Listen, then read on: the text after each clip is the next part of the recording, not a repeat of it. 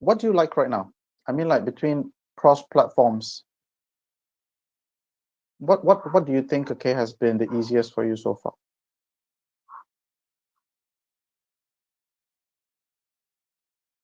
Hmm.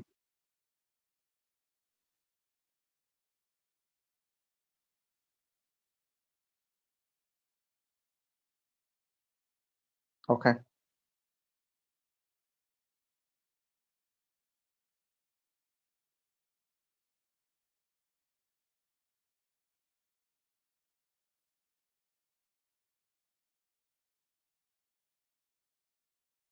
Yep. The user interface. Yep, you're right. I agree. I agree. It's really, really cool. And it's only going to get better from here on out.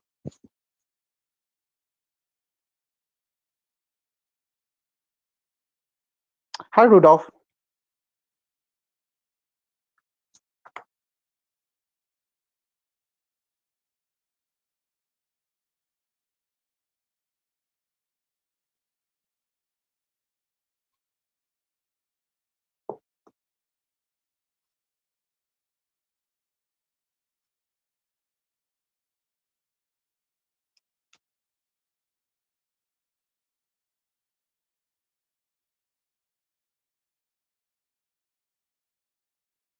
Mm-hmm.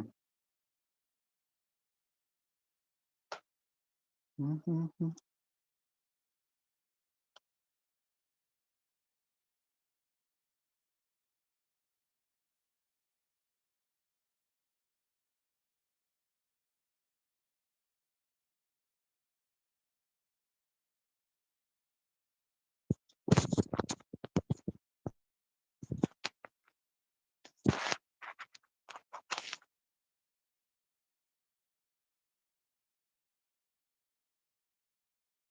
How's the situation there in the Philippines right now?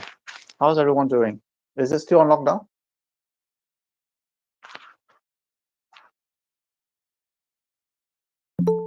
Uh-huh.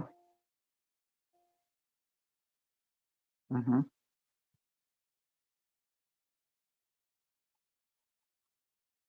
Go ahead, please.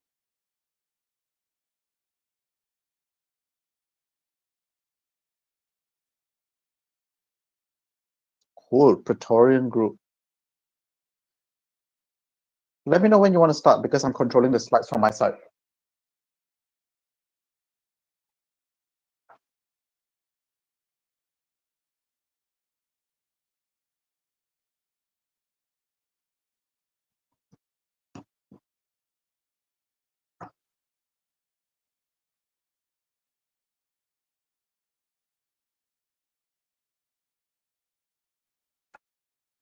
Hmm. The current one is end of May? Right. That's in a couple of days' time.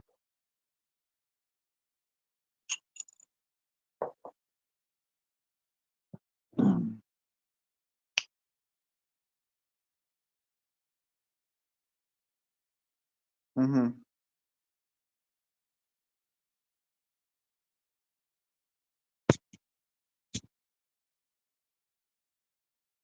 Awesome, Rudolph. Awesome. If this is your first time listening into cryptocurrencies, today's session is going to make it much more clearer to you.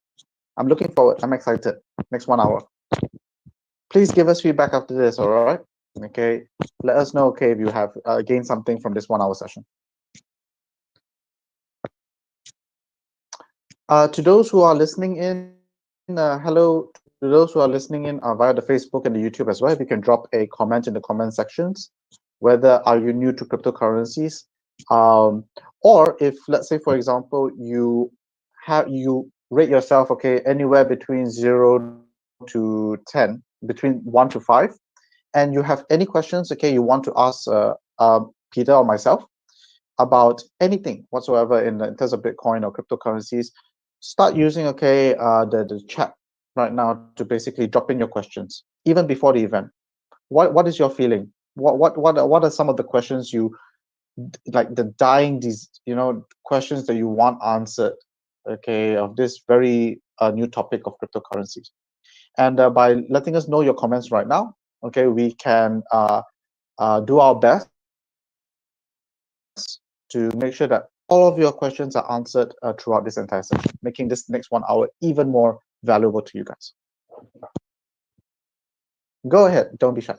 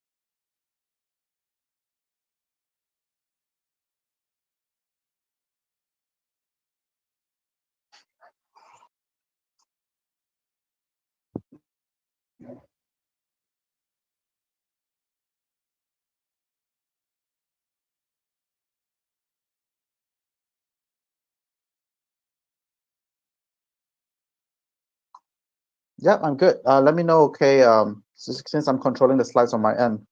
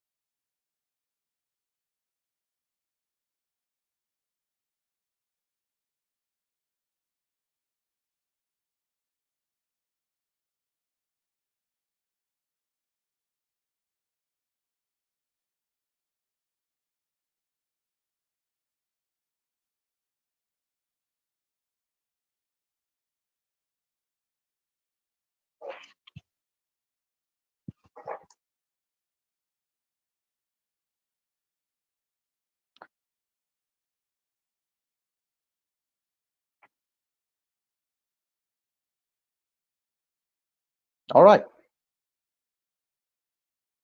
All right. Thank you very much, Peter, for the introduction. Hi, everyone. My name is Jason. I am from Bitcoin Malaysia. So first thing to know, okay, for especially for the beginner, the first thing you need to know about Bitcoin is that Bitcoin is not a company. Bitcoin is not an investment scheme, and Bitcoin is not this thing, okay, where you can get rich quick.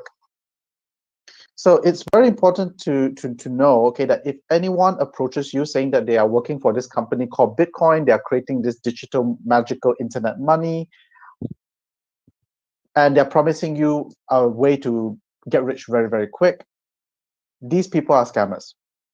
So if Bitcoin is not a company, is not an investment scheme, is not a get rich quick scheme, then who is Bitcoin Malaysia? So Bitcoin Malaysia is a community group that from your neighbor country in Malaysia that started 8 years ago in 2012.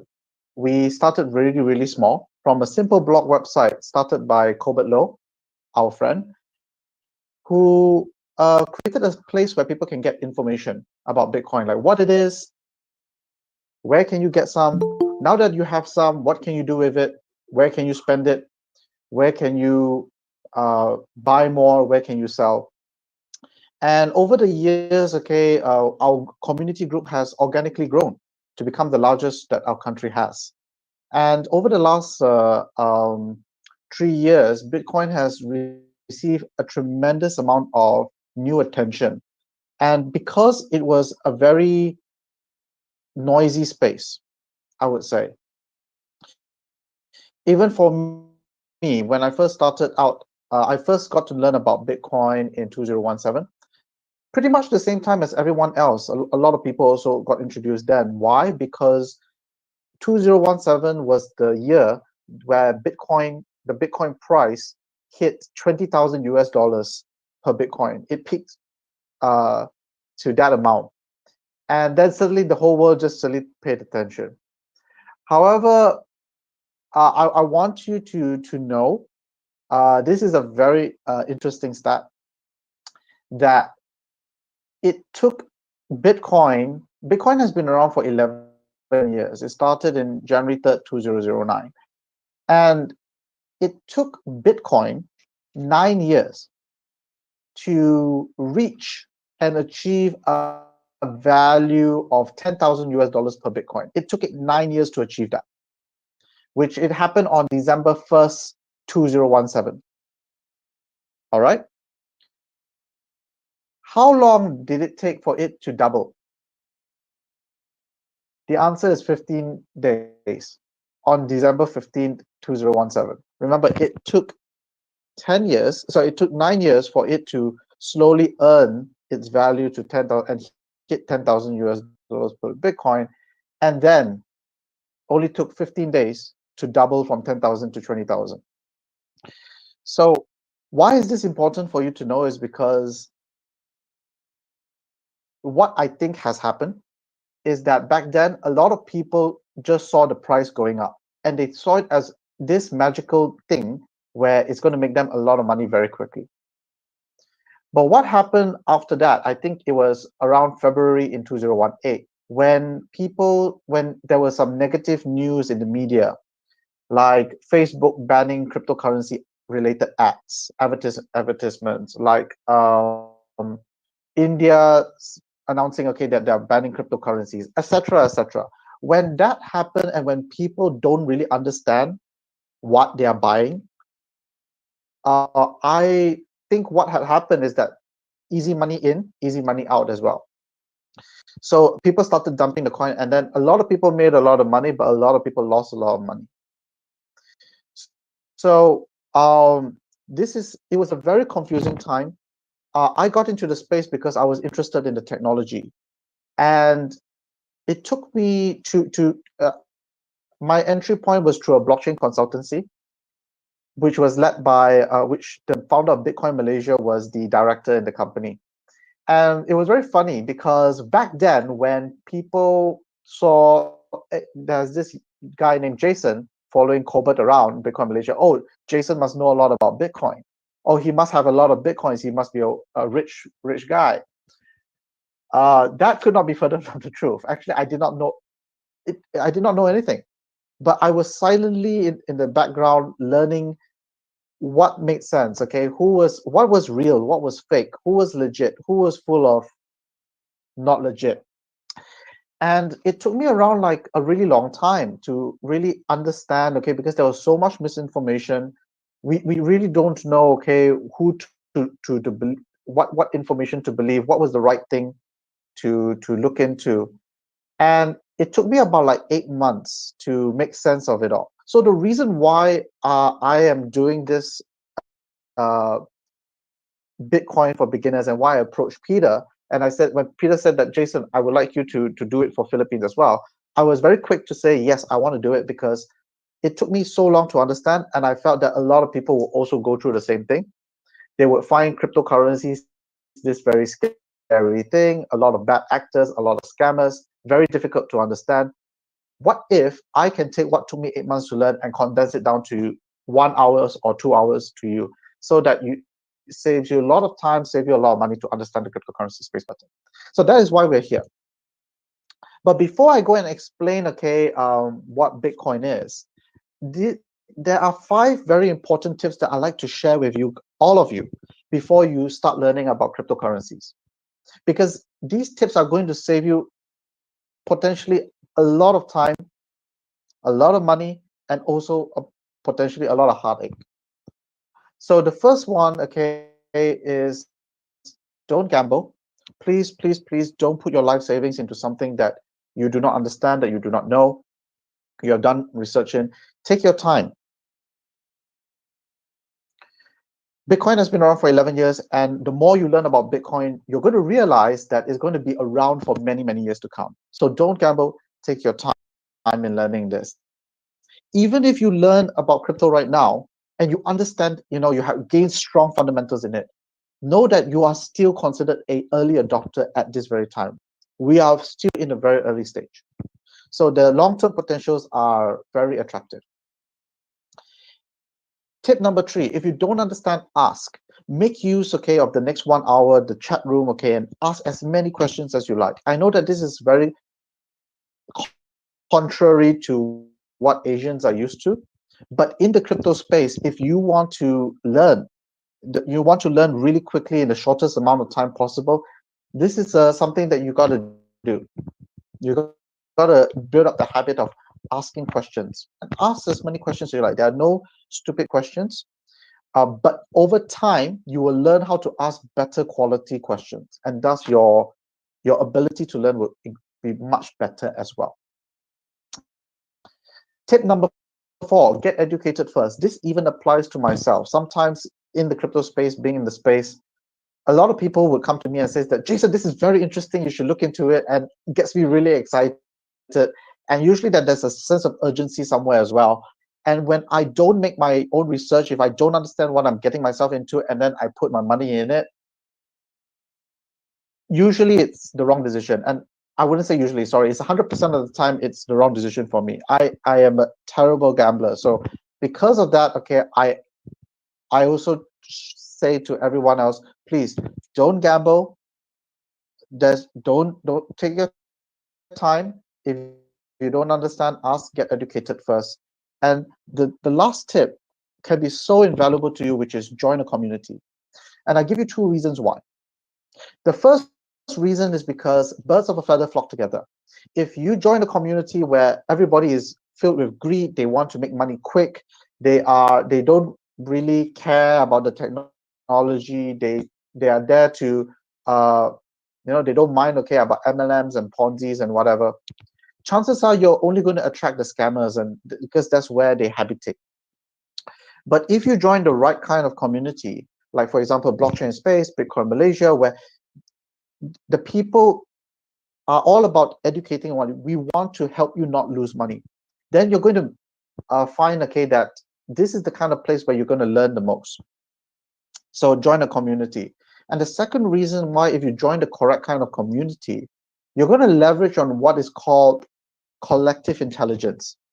Now, what that means is when you as a beginner into cryptocurrency, when you come into the space, you will soon realize that this is a very broad topic.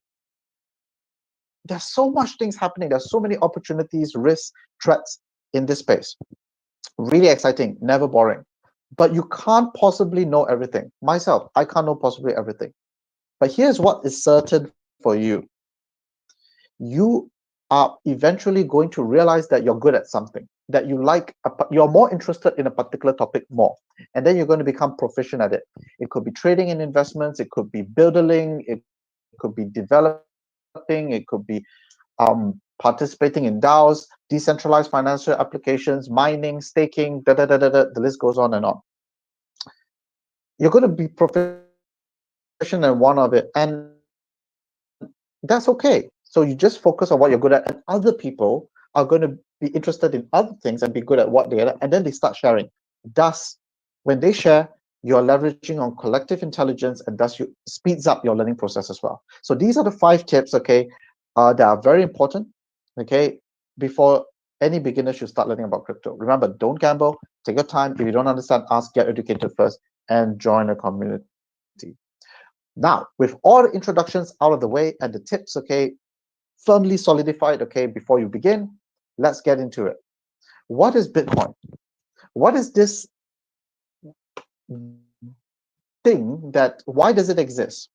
What makes it so unique? What makes it so special? Why does it continue to exist after 11 years? Why can't something, okay, which is outside the traditional system be stopped? Why can't the governments, okay, like stop Bitcoin and say that I don't like it, etc.? What makes it so special? And how is it different from what we already have? Like, for example, we are sending money online right now. Okay, what's different? We have e-wallets and etc. This is what you're going to learn over the next 1 hour, right? So the first thing that you need to know about Bitcoin is that Bitcoin actually doesn't look like this. So I get a lot of flack from my community because I keep using this image. However, to a beginner, it's important to merge the two. Bitcoin does not exist in a physical form. It only exists in a digital form, which means that 9 years ago, when the Bitcoin network started, it was hard coded that there will only ever be 21 million Bitcoins. The computer will only print 21 million Bitcoins, and that's it. And it's in a digital form. So that's the first thing. It does not exist in a physical form.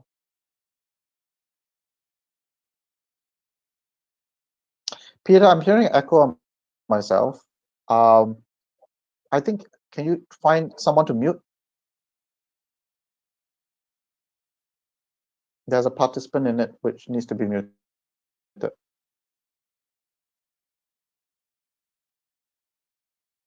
Are we good? All right, great. So Bitcoin, okay, is a digital money, but what makes it so unique? What makes it so special? Now, I've been doing this for 3 years, and I realized that the easiest way to help you, the beginner, understand what the differences are in the shortest amount of time is to compare this digital money with another kind of digital money. And that digital money is computer game money. So my favorite computer game is this, Super Mario. And I'm 35 years old. I was born in 1985.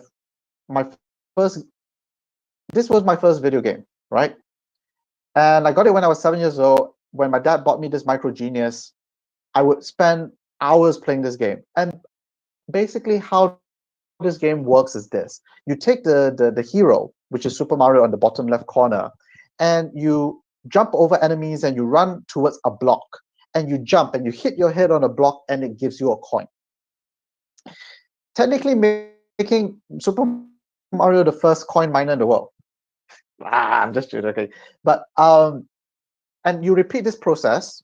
You repeat this process, okay, of getting the coins. And after spending 4 hours on it, I get myself into a high score, and I collected a lot of Super Mario coins. I'm like very fulfilled. I had a lot of fun until my sister accidentally comes along, kicks the Micro Genius, the video game console, and within an instant, boom, everything just goes dark. What happens to my 4 hours of hard work? What happens to my high score? What happens to the millions of Super Mario coins that I have got in the last 4 hours? Completely gone within an instant. Fast forward 30 years later, today, Super Mario still exists. However, the game, okay, is much more improved, enhanced graphics, beautiful, seamless, available on our smartphones, free to play, right? And in the game, there are also Super Mario coins, the same thing. You play the game, you get these coins, right? Now, there are two things which are very interesting about Super Mario Coin. The first thing is that Super Mario Coin doesn't disappear when I stop playing the game. Let's say, for example, I open up my phone, I play the game, I get some coins, and I decided that for 2 weeks, I'm not going to play the game, I have to focus on my work. So what happens is that it's better, right? Okay, does my coins disappear when I switch off my phone? No, this doesn't. Where are the coins? The coins are in the cloud. Where's the cloud? What does that mean?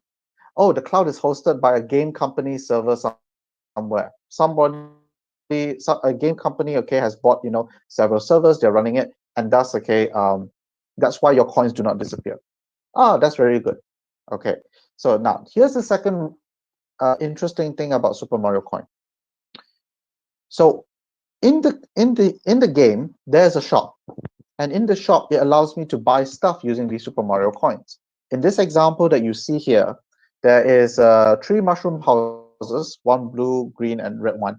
And clearly, I don't have enough Super Mario coins. It costs 300 coins to go and get these houses, and I only have 256. So what happens is that the game allows me to take Philippine pesos, the local currency, and buy more Super Mario coins so that I can spend in the shop. Now, because you are able to buy stuff within a closed ecosystem, which is the Super Mario game, technically that makes Super Mario coin also a digital money, correct?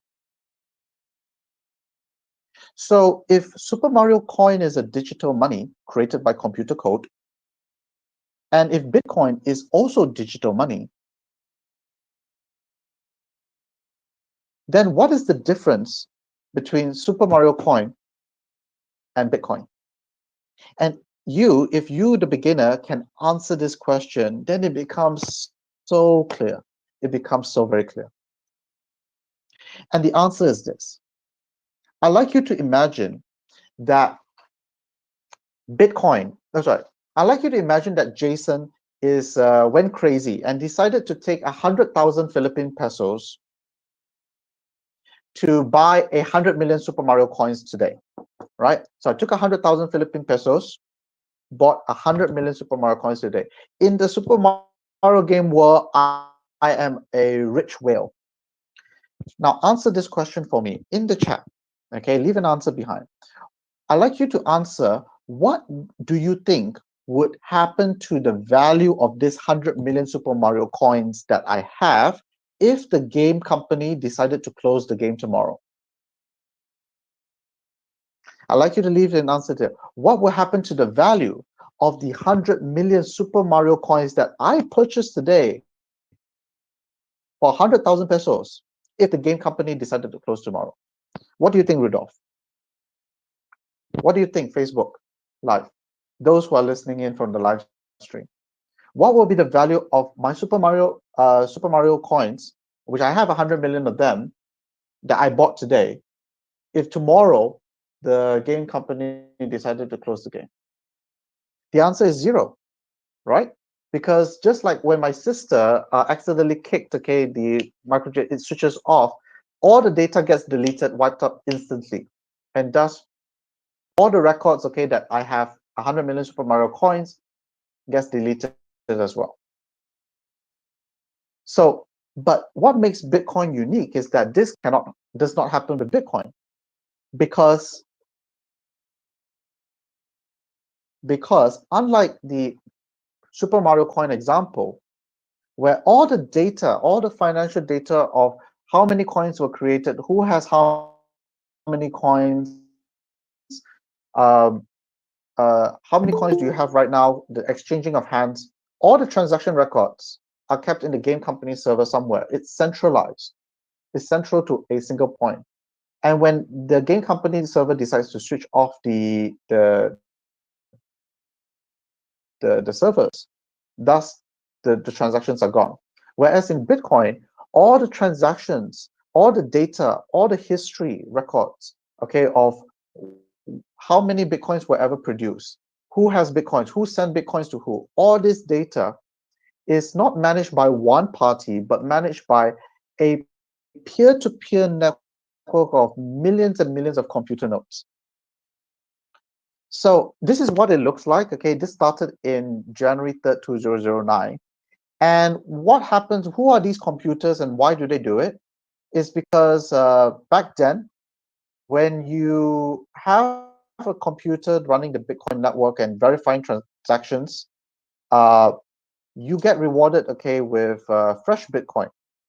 So at the beginning, there was 50 Bitcoins, okay, every 10 minutes for the miners. So this is how the Bitcoin network functions. It is run by an incentivized network by a game theoretic security model, where people commit their computing power to independently and anonymously verify transactions, okay, whether the transactions are true on the Bitcoin network to secure the Bitcoin network, and then thus earning fresh Bitcoins, okay, from the 21 million Bitcoins that will ever exist. So today it doesn't look like this.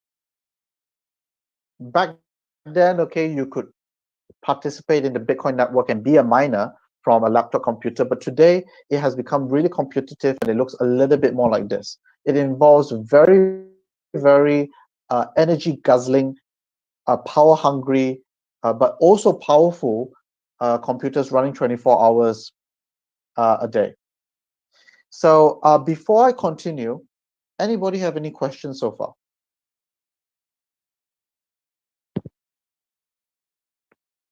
Peter, any questions from Facebook Live?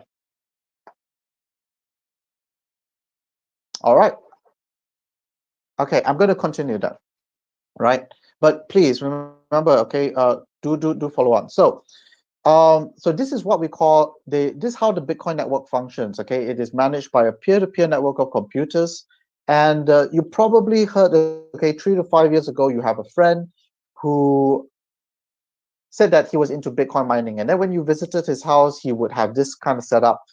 It was basically he bought some very expensive, powerful graphic cards, emptied the shelves, okay, of his local computer store, run it 24 hours, makes a lot of noise, generates a lot of heat, but because he is being incentivized, he wants to earn some Bitcoins, okay, from this 21 million, okay, that will ever exist. But today, this is very competitive. Today, Bitcoin mining in itself has taken up, into a much large. It's not uncommon, okay, that an entire data center completely, somebody basically buys up a data center and houses, okay, lots of powerful machines and run it 24 hours to mine Bitcoin. Or not even just data centers, but entire warehouses as well. So this is what the Bitcoin network currently, um, uh, how it works. So what does that mean? So if what that means, okay, why is it that if today you own 100 Bitcoins, if you own 100 Bitcoins today, and why people say that it is really, really safe? It is because, unlike the Super Mario coin example, where a central group of people are able to make the decision and switch off and delete your wealth, in order for your 100 Bitcoins to be deleted from existence, what is needed is all these computers running the network have to shut down at the same time. So this is what makes the Bitcoin network very interesting, this one part. Now, there's a second part, okay, to what makes the Bitcoin network interesting as well. and that is in the Bitcoin network, it is very difficult to cheat. So to demonstrate this example, okay, we're going to explore a simple transaction between Tom and Alice. Tom wants to pay Alice 1 Bitcoin. So when this transaction happens, what is needed is that firstly, Tom needs to have a Bitcoin wallet. Alice needs to have a Bitcoin wallet. And this transaction will be represented into a block, okay? And inside the block, there will be a transaction reference called a hash reference, and then an instruction -1 Bitcoin from Tom's wallet plus 1 Bitcoin into Alice's wallet. So when this request happens, the request will be received by this peer-to-peer network of computer nodes. And out of these millions of computer nodes, 6 has to pick it up. 6 computers have to pick it up. And what they do is that they would then perform the work. They'll perform the work to verify the transactions in the previous block, in the previous transaction history, and see whether can they find Tom. Can they find Tom's Bitcoin wallet address? Can they find that his wallet address contains sufficient amount of Bitcoin? And if Tom has a wallet in the previous transaction history, and there is sufficient balance of Bitcoin, then the transaction request is added onto the block. Everything is happy, a-okay, happy. Now notice, okay, that this is these blocks happen in a series of chains. Thus, okay, if you heard of the word blockchain, this is basically what the data structure of the Bitcoin network looks like. Now, I digress. Let's move on. What happens if Tom doesn't have Bitcoin? And if Tom doesn't have Bitcoin, then what will happen is that the transaction request would go up to the network, the peer-to-peer network of computers. They will pick it up, and they would and they would perform the work, and they would try to see whether they can find Tom, and they can't find Tom.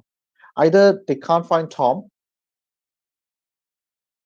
Bitcoin wallet address anywhere in the Bitcoin network history, or they found Tom has a Bitcoin wallet address, but he doesn't have sufficient balance. So what happens is that the Bitcoin network would just reject the transaction, thus protecting the sanctity and the integrity of the entire chain of transaction records. Third scenario, and this is an important one. I'd like to ask you a question. I'd like you to imagine if Tom was a very good hacker. How many of you think, okay, that if Tom is a very good hacker, he can hack the previous block? How many of you say that if Tom is a very good hacker, yes, he can. He can hack the previous block. How many of you say yes? How many of you say no? I'd like you to leave an answer in the chat section right now. Hello, Ravi. Hello, Nestor. Hello, Nikhil. I'd like you to leave an answer. If Tom is a very good hacker, can he hack the previous block? Can he cheat? Can he say that insert the alien data that he has Bitcoins, okay, in the previous block, so that he can effect the transaction? How many of you say yes? How many of you say no? Nestor says no. How many of you in Facebook Live say yes? How many of you say no? He cannot hack. I'm going to reveal the answer right now, and the answer is this. Nikhil is right. Nikhil is right. Nikhil, the answer is yes. Today, technically, if anybody is a good enough hacker, they can hack anything. But what makes the Bitcoin network very unique is that, unlike the Super Mario coin example, where if I was a very good hacker and I wanted to hack the Bitcoin, if I wanted to hack the Super Mario coin, okay, network, all I needed to do is I need to identify where the game company servers are, hack into them, insert my alien data into it, and say that I have 100 million Super Mario coins, and then I suddenly become a rich person in the Super Mario game, right? So if you're a gamer, you kind of like understand that, this is very common.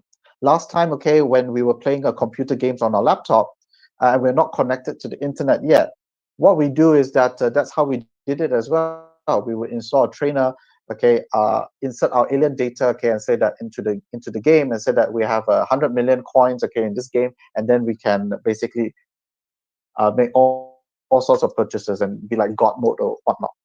So, but unlike the Super Mario coin example, where you only needed to hack maybe one computer server or 12 or 36 or whatever, in order to hack the Bitcoin network, you need to hack the entire peer-to-peer network of computers. You need to insert your alien data into all of them.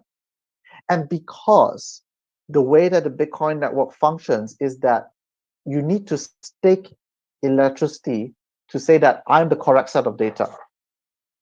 Thus, today, the estimated price to hack the network, the Bitcoin network, is estimated to be about 10 billion US dollars. And you need to succeed within 10 minutes. Now, so can you imagine, okay, even if you did attempt to hack the Bitcoin network and you invested $9 billion in already, and then immediately 10 minutes up, boom, a new block is created and you have to start all over again. Why this 10 minutes? Is because every 10 minutes, the peer-to-peer network of computers will come into consensus, and then they will agree that and update the ledger by producing a new block. And over the last 10 years, they have successfully, without fail, successfully produce a block every 10 minutes. Um, and recently, okay, we have on May 12th, we have just crossed a new milestone, okay, 610,000th block, okay, ever. And that's basically how the Bitcoin network works, okay? Every 10 minutes, a new block is produced. If you want to hack the network, you have to start all over again. And even if you did wanted to hack the Bitcoin network, who stands to gain to benefit first if you wanted to? The answer is the electricity companies. Do you agree? Like, somewhere in the world, someone wanted to hack the Bitcoin network, you will see a surge of electricity prices anywhere. Anyways, the point being is that it is not because Tom can't hack the Bitcoin network, but the Bitcoin network has become such a financially costly exercise to attempt. It becomes financially infeasible to do so. And the longer that the Bitcoin network continues to function and continues to exist, the longer the chain becomes and the higher the security wall becomes as well to attack, to successfully do a 51% attack on the Bitcoin network. So Bitcoin started in January 3rd, 2009, and it has existed for the last 11 years. There hasn't been a single double spend, uh, successful 51% attack on the Bitcoin network. Its chain continues to grow longer and longer. The security wall becomes higher and higher. It's not that people are not attacking the Bitcoin network. That's the Bitcoin network, okay, continues to be attacked every day, but every single day that it survives, it shows its resiliency. It becomes stronger than the day before. Think of it like the Incredible Hulk. You know, that is basically what the Bitcoin network is. And because of that, today, after the 10-year anniversary, because you could demonstrate everything that happens in the Bitcoin network is open, transparent, fully demonstratable, calculatable, transparent, verifiable through computer code and math, it is recognized as a proven technology. We're talking about Bitcoin here, okay? Let's not bring in other cryptocurrencies yet, just Bitcoin. And part of the reason why Bitcoin got to where it is also is because for the first 4 years, 4 to 5 years of its existence, very few people paid attention to it. So it allowed the network effect to grow. That is why the longer that I understand about Bitcoin as well, the more I realize, okay, that the chances of us seeing another Bitcoin is very, very slim, because the powers that be, okay, would not allow for another Bitcoin to occur. So Bitcoin is a novelty, all right? Now, before I go into the summary of takeaways of what does this all mean, okay, let's take more questions. How many of you have any questions? Let's see. Da, da, da, da, da. Nikhil, any questions? Let's stop Facebook Live. No? All right, let's continue. Yes, Peter. All right, okay. So now, because of this, or because of the novelty, okay, of what Bitcoin has done, what does it mean? Here are three of the biggest reasons that I've put together why cryptocurrency, starting with Bitcoin, has changed the world. And I use the word deliberately changed, which means that already changed, not will change, but already changed. It's just that there's so much misinformation out there that is a lot of people don't know. And really, really thankful, okay, that you guys are here to listen in, okay, as beginners to hear this. So here are the three biggest reasons why cryptocurrencies have already changed the world.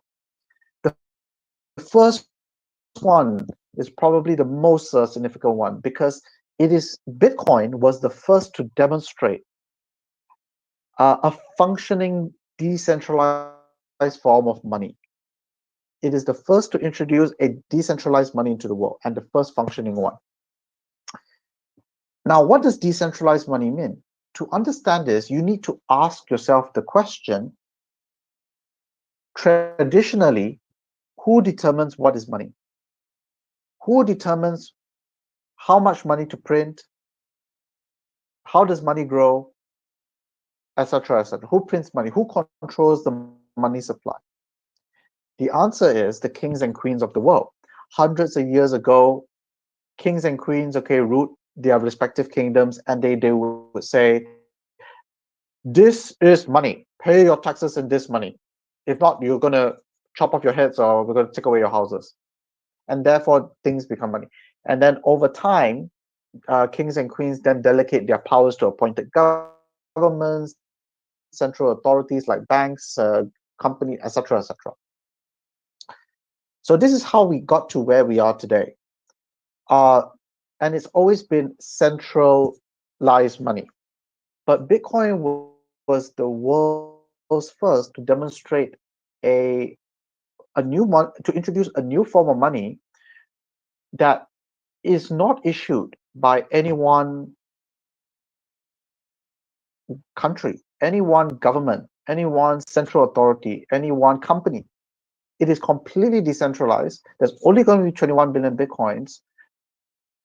And yeah, no one person can just suddenly say that I decided tomorrow I'm going to print another 21 million Bitcoins. Nobody can do that. Okay, without getting consensus, and it's not easy to get consensus.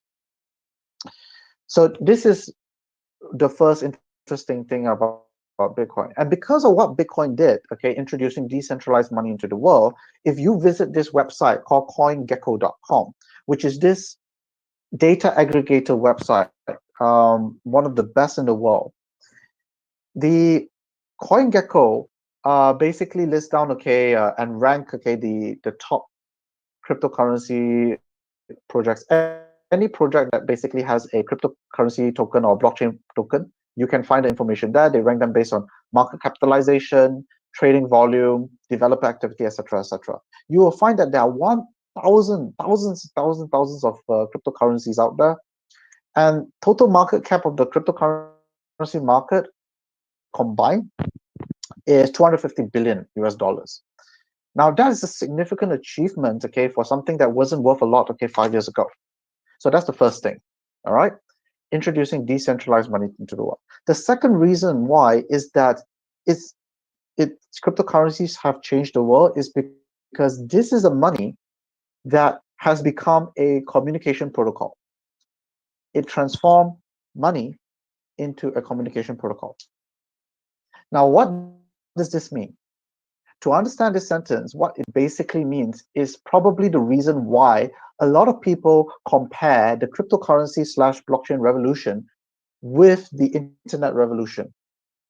The internet was revolutionary because of the way it has changed and allowed people to communicate communicate with one another globally, openly, borderlessly, without censorship, without permission. That is basically what the internet is. And I know that and to show how significant the internet is, because of these 5 different traits: global, open, borderless, censorship resistant, permissionless, right? Even the most powerful nations like China, when they want to control and stop people from going to Google or Facebook, what do people use when you go to China? You use VPNs, virtual private networks. And how do these work? They work because of the internet. If you are if you know how, you can do it, because it is open, global, borderless, censorship resistant, permissionless. That's what the internet is. And what that means, okay, is that with cryptocurrencies, it's the same thing. You can transfer value from one place to another openly, globally, borderless, without permission from anyone, without censorship.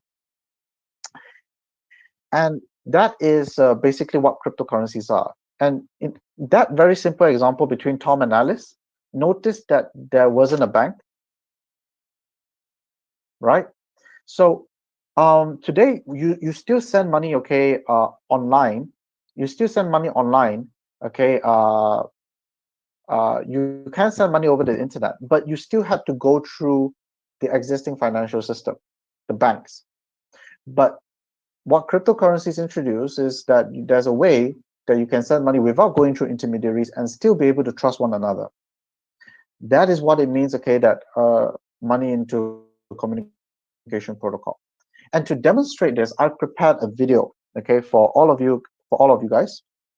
Okay, in this video, you are going to see what a cryptocurrency transaction is like. I just want to note, okay, that this video is not a Bitcoin transaction. It is a different, okay, it's Ripple basically, but it still demonstrates the point.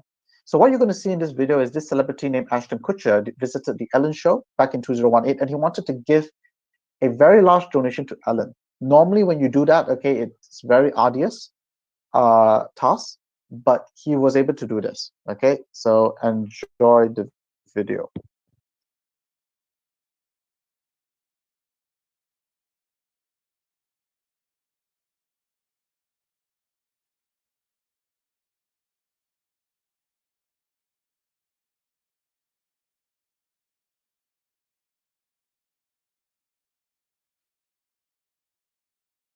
We're thinking about whether it's the people that come here, the people out there, all thinking about everyone else. And we wanted to show you that people are thinking about you. So, on behalf of Ripple, we'd like to give you $4 million. Now,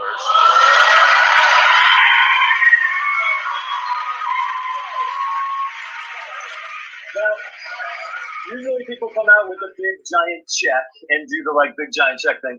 But we can actually transfer it into Rwandan francs right now, right here. And all we have to do is push this button that's in your account. Do you want to push it? You want me to push it? I would like to push it. I'd like to push it real good. Bingo. All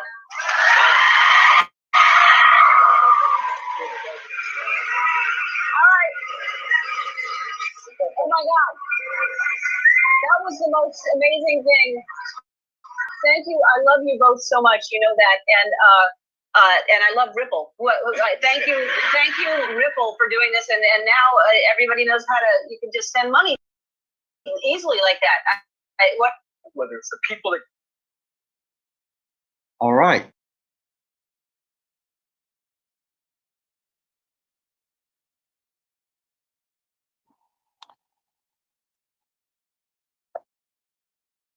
Okay, so the third reason why cryptocurrencies have changed and why we showed that video is because cryptocurrencies gives you superpowers. Now, what do we mean by this? Because what you just witnessed is a superpower. being able to transact and transfer value anytime, anywhere in the world with anyone without intermediaries, that is a superpower.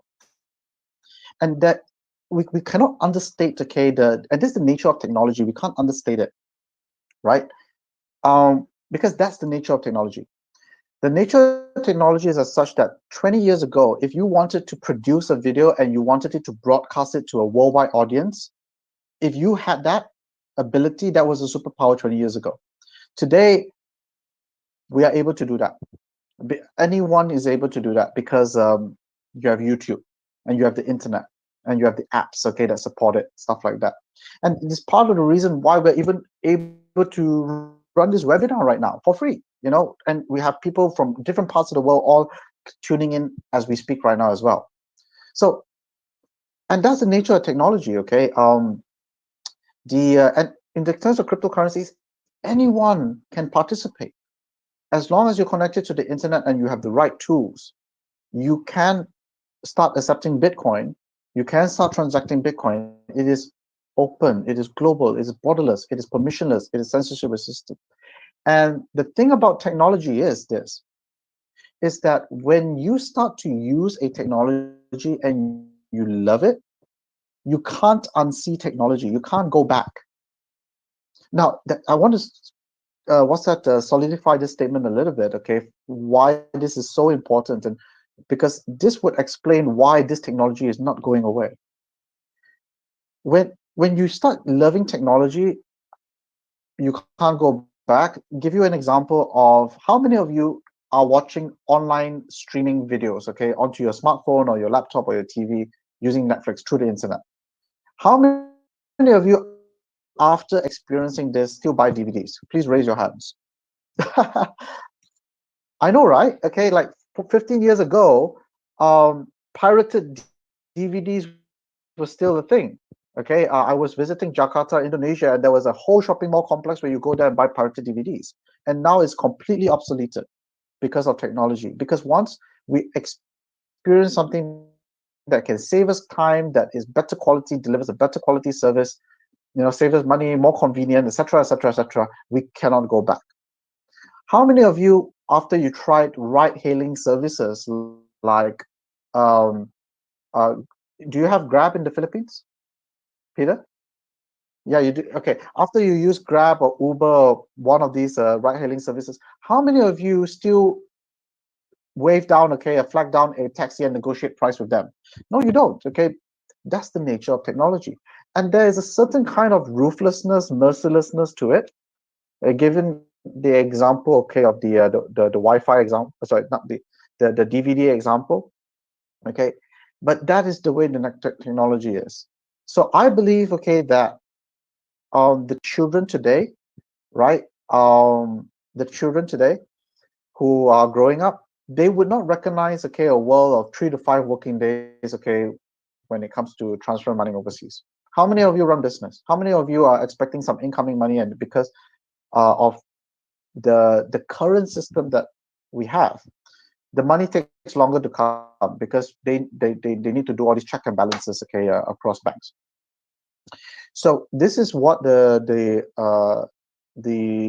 part of the reason why today, okay, you are starting to see, because of what Bitcoin demonstrated, you're starting to see names that you're already familiar with adopting the technology and coming out with their own innovations. The one that captured global headlines last year was when Facebook announced that they are launching their own cryptocurrency, their intention at least. They are going to launch it. Okay, they are going to launch it. One way or another, they're going to launch it. The only question is how. And this is very particularly interesting because Facebook, if successful in implementing their cryptocurrency called Libra, and with a user base of 2 billion users worldwide, allegedly, would technically make them the largest used cryptocurrency, the largest used currency in the world. And it is because of these kinds of developments, okay, even central banks, okay, and governments throughout the world are innovating, okay, and probably the one country that's probably going to launch their central bank digital currency as well is China. We're already starting to see, okay, even during this MCO and COVID period, uh, plans are still underway. I think the last I heard, okay, is 3 weeks ago when they were piloting, okay, their central bank digital currency in 4 places in China right now. So this is a huge thing, huge topic that's being talked about. International Monetary Fund also written on their blog that this is happening, and everyone agrees that the one thing that's going to be disrupted will be the banks. And remember the thing, okay, about merciless, a little bit of mercilessness, ruthlessness to it, is of the nature of technology. This is going to happen. This is going to happen. They're going to experience what the internet did to the telecommunication companies. Now, for those of you who are in the financial space, okay, this is not to scare you or alarm you. This is to prepare you. What that means, okay, like for example, the telecommunication companies of the past will also need to force. They still exist. It's just that their business models will need to change and etc. etc. They need to ramp up their services. They need to provide. Okay, they need to innovate. So this is the what's happening. Okay, in the space right now. So I've given you guys, okay, a broad understanding, okay, of now you guys know what Bitcoin is not, what Bitcoin is, what makes it special, what makes it unique, centralized versus decentralized, not easy to delete, not easy to cheat. If you own 100 Bitcoins right now, it's yours, it's secure. Nobody can take it away from you, etc., etc., etc. And this is what it means for the world. Peter, share with us, okay, what is the situation in Philippines, okay? How's the adoption, okay, of Bitcoin and cryptocurrency in the Philippines right now? Yes, perfectly.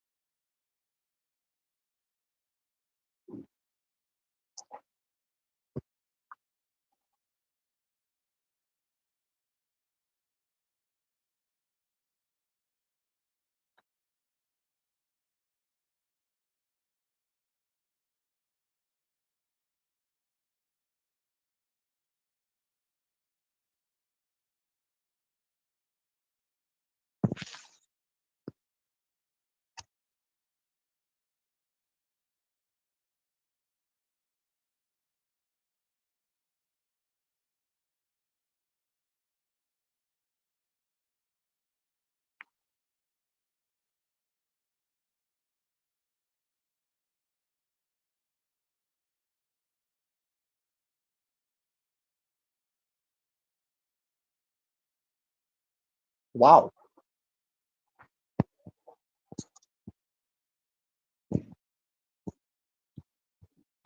Okay.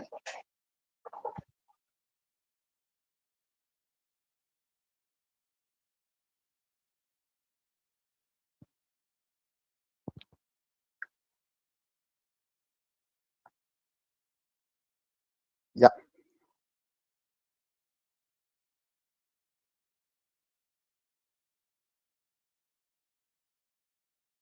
Thank you so much for sharing. Okay, I think that this is really, really interesting. The point being here is that something similar is also happening, okay, in Malaysia. Malaysia right now has 3 cryptocurrency exchanges that is licensed, that has got the license from our government as well. So that means that Malaysians, okay, have now 3 places where they can legally buy Bitcoin and Ether. So this is happening, okay, gradually now that Philippines have it, Malaysia has it, okay. Sooner or later, this is going to become more and more mainstream and more common. So this to me is like a significant step of progress in terms of the cryptocurrency fund. Yay! Now, I'd like to summarize, okay, in this 1 hour session, What have you learned? You have learned, okay, what is Bitcoin? What isn't Bitcoin? Bitcoin is not a company. Okay, Bitcoin is not a investment scheme. Bitcoin is not a get rich quick scheme. Anyone who approaches you and promises you fast money returns is probably or most certainly scamming you, because that is their business model. This is something that I often get very often running a community in my country, which is that about 3 times a day I would get a random text message, okay, from someone who's curious, and he'll go something along like, "Hi." He doesn't call me Jason because he doesn't know my name, but he says, "Hi, can I join Bitcoin?" The number one most popular question: Can I join Bitcoin? The thing is, when you actually understand Bitcoin, now that you have attended this, there is nothing to join. You get what I mean? Because saying that you want to join Bitcoin is kind of like saying, can I join US dollar? Can I join Great British Pound? Can I join Philippine Peso or Japanese yen? Bitcoin is a digital money. It's either you have it or you don't. Do you get what I mean? Right? So now you know, okay, what is Bitcoin? Okay, and why is it different?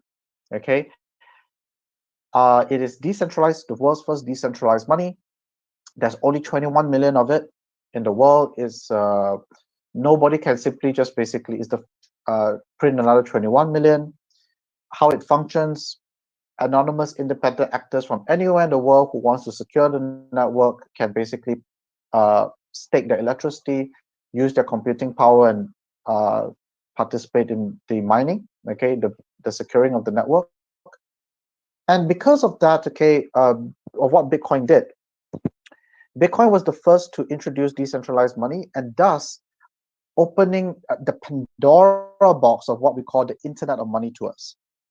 Remember, okay, previously we can send money to one another over the internet, yes, but it's still through the existing financial infrastructure that we currently have. However, cryptocurrencies unlock, okay, a new way of doing that, okay, without going through intermediaries and still being able to get transactions done. It liberalizes and democratizes, okay, money for the first time, and we've never seen this before. It gives you superpowers. It allows you to do that, okay. It allows you to become a Swiss bank. You become the Swiss bank. And when you own, okay, Bitcoins, okay,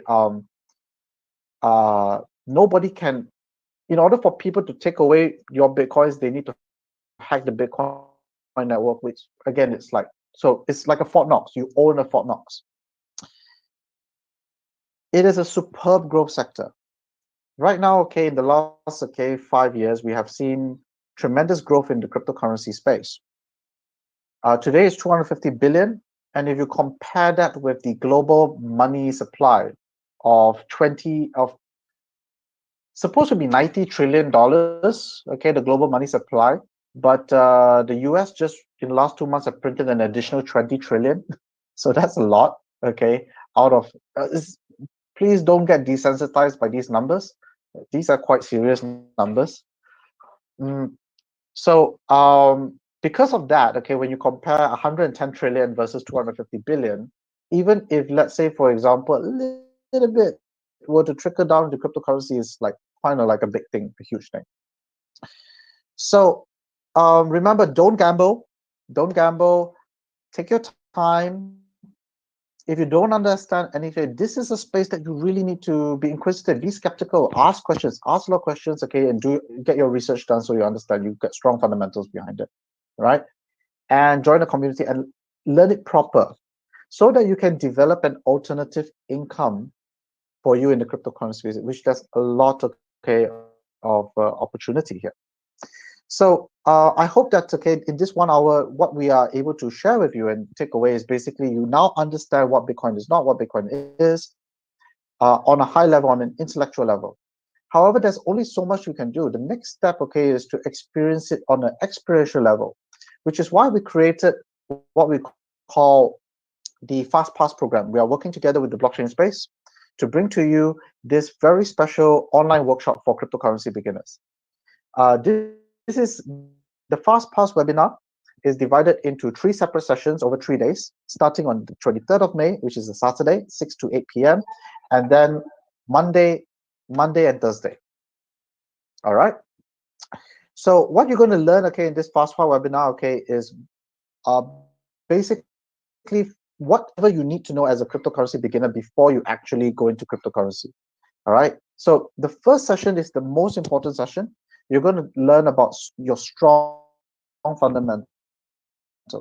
What does strong fundamentals mean? The answer to one question: why does crypto have value in the first place?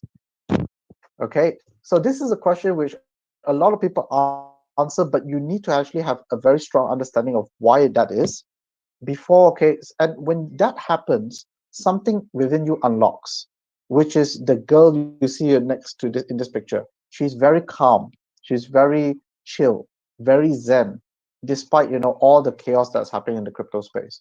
If you actually meet people in the crypto, like really meet, okay, those who be from 2011, 2012, 2013, 14, and etc., you realize that these people are very calm, very chill. What is it that they know that you don't? This is what we're going to cover the first thing, okay, on the first session. Why does crypto have value? Why are high gains possible in crypto? Why are high losses also possible in crypto? Why is crypto so volatile, and will it ever be stable? And you're going to learn, okay, two things, okay.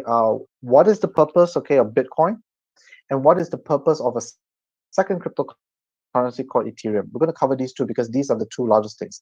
Once your fundamentals are solidified, you're going to get really excited, looking forward to the second one, but we're going to calm you down because the second session will be, before you make money in crypto, you've got to learn how not to lose money in crypto first.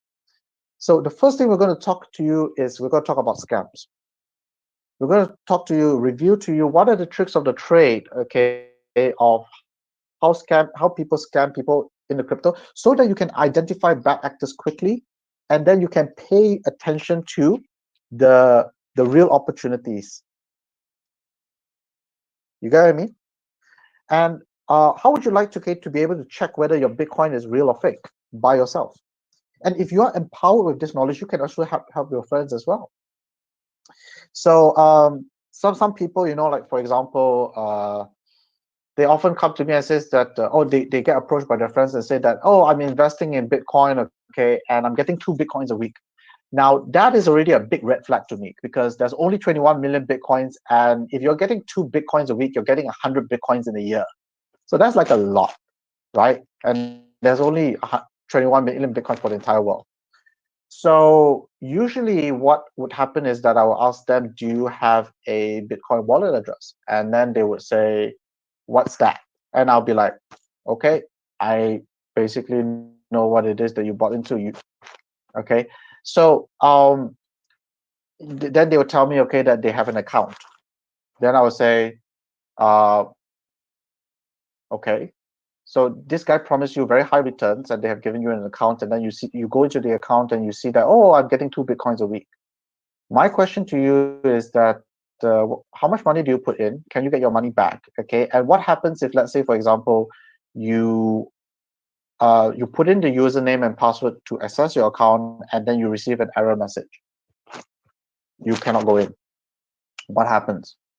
Then suddenly the proverbial things rock. So when these kinds of things happen, so now that you understand what not to do, then we're going to show you what it actually is, and we're going to introduce 2 things. These will be hands-on. Okay, setting up your Bitcoin wallet, setting up your Ethereum wallet, and the best security habits before you actually start making money in crypto. Why? Because if you don't be one of those people which accumulated crypto and then they don't even have their fundamentals sorted, where and I feel that there's a lot of courses out there that don't provide, don't provide this portion enough, and B, they don't do it well enough so that people actually do it learn very quickly. Don't be one of those people who in the early days when it was easy to accumulate Bitcoin, they got 100 Bitcoins, 1,000 Bitcoins in their wallet, and then fast forward in 2017 when the price oh wow, so high, they can't find their keys. So you're going to learn the number one rule all crypto citizens live by, okay? And that's what you're going to learn, okay, on the second session. After you covered that, then on the third session, okay, you're prepared, okay, to now learn how to make money in crypto. And we're going to do this a little bit differently from how a lot of people do it. You're going to learn, okay, what we call a money making map. We're going to show to you, okay, in this session, what are the many ways to make money in crypto. And it's not just, we're going to talk about trading and investments, of course, because that is one area, okay, that is most used, okay, is the most common. But what's important, okay, is that you need to know, okay, there's a difference between an investor and a trader, okay? So if you're new to trading and investments, okay, you need to know the difference, because if you apply trading strategies as an investor and you apply investing strategies as a trader, you're not going to, it doesn't go well. You're going to lose money, right? And if you're coming in from an investment point of view, we're going to teach you, okay, in the last 5 years, okay, of seeing the crypto market, what can we learn, okay, of how things actually work? What is a good project? What is a bad project? If you are interested in trading, okay, we're going to go through, okay, the correct kind of trading psychology, and then we talk about the strategies, okay, of how do you buy Bitcoin, buy and hold Bitcoin, etc., and managing a portfolio, okay.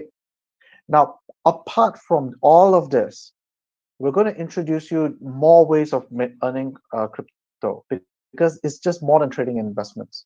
There are many ways to earn crypto in the market, so many opportunities. And that is, how do you get paid in crypto? Like, give you an example, okay?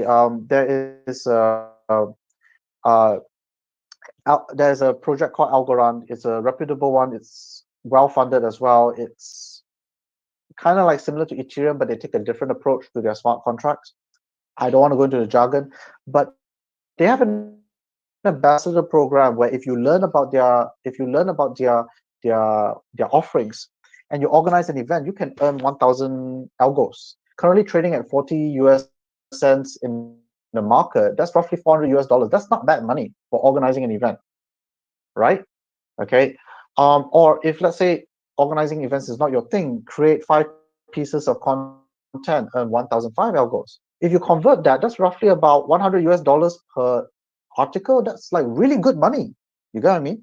But these kind of opportunities you're not going to be able to capture if you don't even know how to operate a wallet, secure your crypto assets, know what is real, what is fake, etc., etc. So this is what you're going to learn, okay? And that's just Algorand. In terms of the crypto industry as a whole, the one that has the most opportunity is the Ethereum ecosystem. And that's why, okay, that's going to be part of your fundamentals as well. Why Ethereum and what is Ethereum? Yes, to all of you, to most beginners, Ethereum is another cryptocurrency. However, Ethereum is more than just a cryptocurrency. Ethereum has a cryptocurrency, but the cryptocurrency is made to use in their internal ecosystem of people who want to build computer programs that are recorded on the blockchain. So to put it simply, so the beginner, so that it's to put it very simply, Ethereum is kind of like when Steve Jobs, the late Steve Jobs of Apple, first introduced the iPhone. When he launched the iPhone, he needed people to enjoy using the iPhone, and he needed apps on the iPhone. So he created the App Store, and he had $100 million fund, which says that, and welcome as many developers as say, I have $100 million, come build apps on my App Store. And that's what happened. And then basically it got to where it is today. So Ethereum is kind of similar, because Ethereum is what we call a decentralized world computer. And it allows people to build applications on their blockchain. So Ethereum raised about like 160 million US dollars. Okay, for those who are more familiar into this, like really down to the detail, please correct me in the comments. They raised 160 million US dollars in 2016, and then they same thing. And mind you, since 2016, the Ethereum price also like went up a lot. Yeah. So they are very well funded, okay, and this is where there's a lot of people developing all sorts of solving all sorts of problems, okay, and very exciting stuff. I'm doing, okay, a session, okay, about universal basic income on Friday. Please, okay, I would drop, okay, the link, okay, later for you guys on that. That's really exciting as well. But yeah, there's a lot of opportunity here. So you saw Algorand Ethereum ecosystem is another one where you can get a lot of opportunity. Now, to get paid in crypto. Now, in there's another way to earn crypto as well, is just becoming a user of platforms that have cryptocurrency embedded into them. An example of this is Hive, Hive. What is Hive? Hive is a social media platform, but built with a cryptocurrency reward system in it. So, and how it works basically is kind of like, think of it like Facebook, but when you post on Facebook, what do you get? You get likes, you get comments, you get shares, but you get rewarded for the time you spent on your content. No, you don't.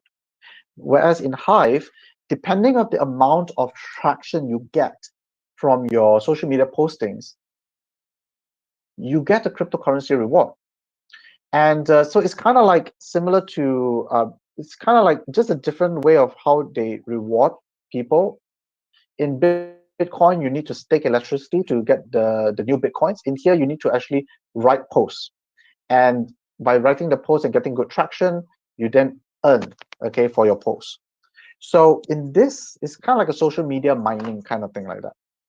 So in this example here, this is my friend, okay, he's really one of the most down-to-earth people, okay, that, I'm really, really thankful.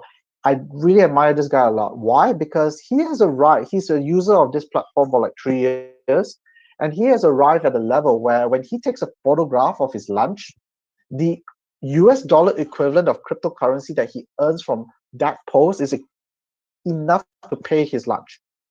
Now, disclaimer, it took him, he worked really hard to get to where he is today, but what I'm saying is that this is possible in the cryptocurrency space.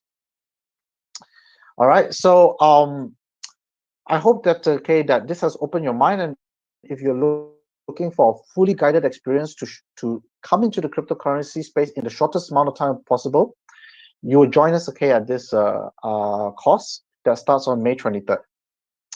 And what you will gain, okay, this is the most important thing. You will gain a deep understanding of why crypto has value, thus giving you the calmness, the confidence to know what 99% of people don't know, and they react, okay, to the misinformation out there, right?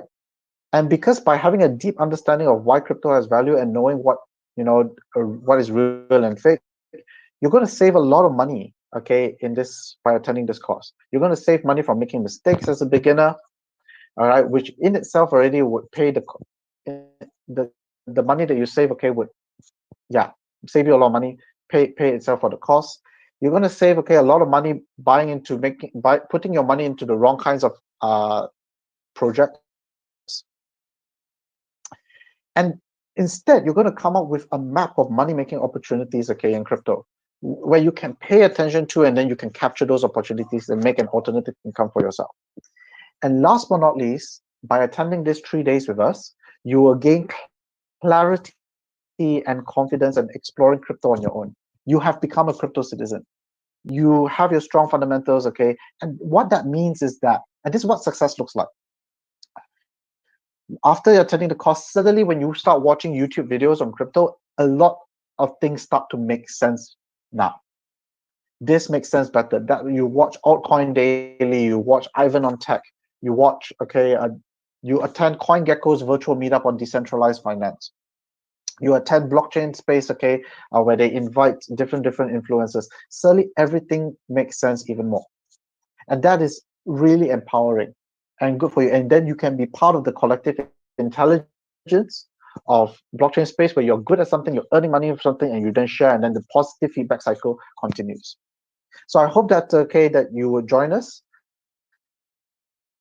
You will get, okay, to be part of a Telegram support group where you get to ask questions, and we take care of our students very well. We always give them the highest amount of priority, okay, and sharing the kind of news and opportunities first. And so before, okay, I share with you, okay, the final slide. just want to let you know, okay, that want to end with this, that as a beginner, you're going to feel this. Because if you're not one of those early people in 2012, 2013, anybody who I know will does not think like does not feel this, which is I wish I bought Bitcoin when it was $3. I wish I was there to buy Bitcoin when it was 30, when it was 300 or 3,000. The problem is that we can't go back and change time. But what we can do right now is what we do today. So I'm not going to make the same mistake, okay, of underestimating technology already. I get myself educated and then I capture opportunities in space. But don't be one of these people in highlighted in red. These people are people who sit on the sidelines, do nothing, complain, and when people are successful, they just say that they are lucky. Okay, they saw something that they don't. They know they bought it when it was cheap. We don't know. We don't know when is the cheap. We don't know when is the low. We don't know when is the high is the high.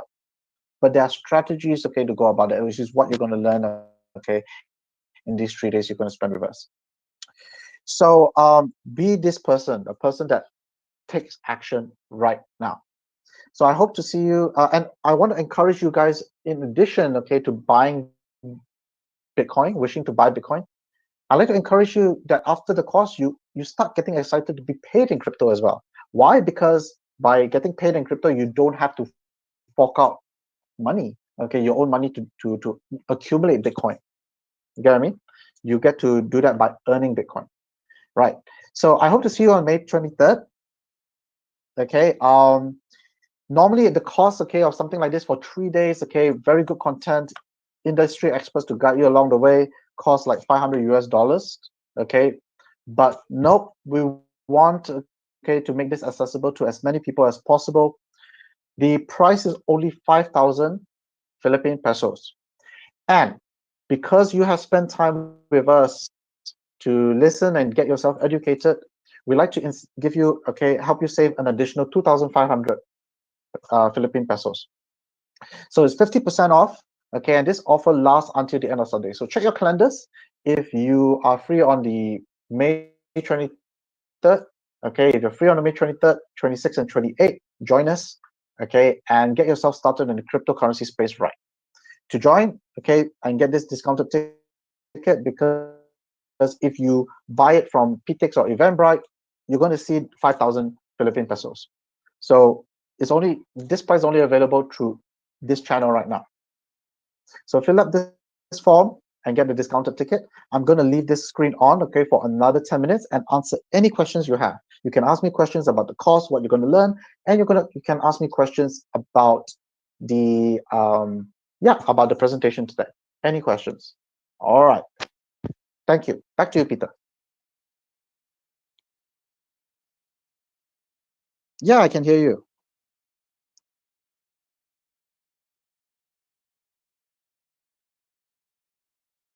Yeah.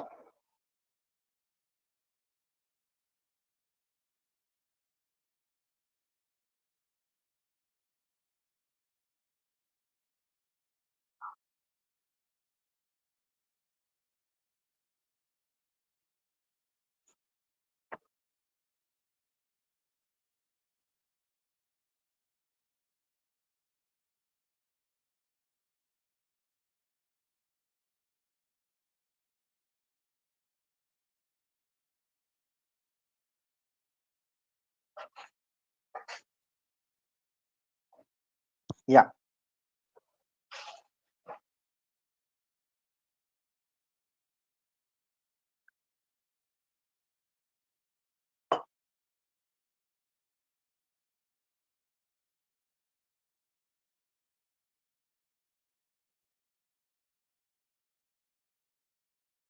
Yep.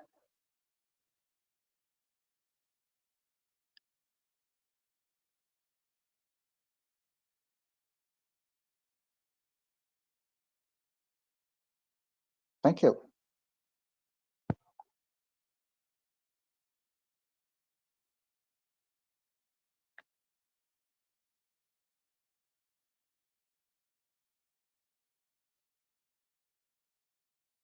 Yeah, that is right. Jenilyn, okay, looking forward, okay, to see you, okay, on May 23rd. Okay, same with Nikhil. Let's see. Any other questions? Nestor, any questions? Um, Thank you so much, okay, for saying all those kind words, Peter. I really am looking forward, okay, to the next session. My promise to you that it's going to be fun, it's going to be simple, it's going to be easy to understand. It You're not going to learn, okay, very difficult jargons like SegWit, SHA-256, how do I say, Merkle roots, BIPs and stuff like that. No. Those you can learn on your own after you attended the course, because suddenly what happens is that when you get your basics right, when you get your foundation strong, then you start, hey, I want to know, how does this actually work? Oh, it's so cool. Whoa, that's so cool. And that's basically what the experience is going to be like after attending this course. Any questions from Facebook Live before we call it a day and go for dinner? Sure. Okay.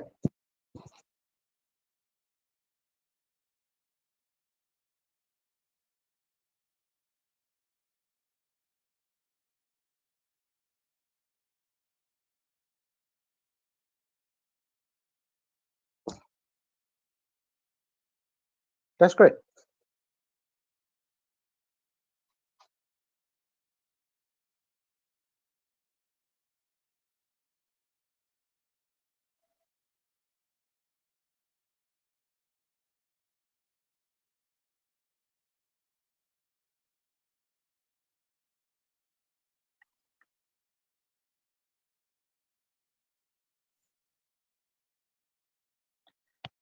All right. Okay, with that, okay, if there are no more questions, okay, I wish everyone a good evening. Have a great dinner. Okay. Thank you, Peter, for hosting me again. All right. Till next week. All right. Okay, bye.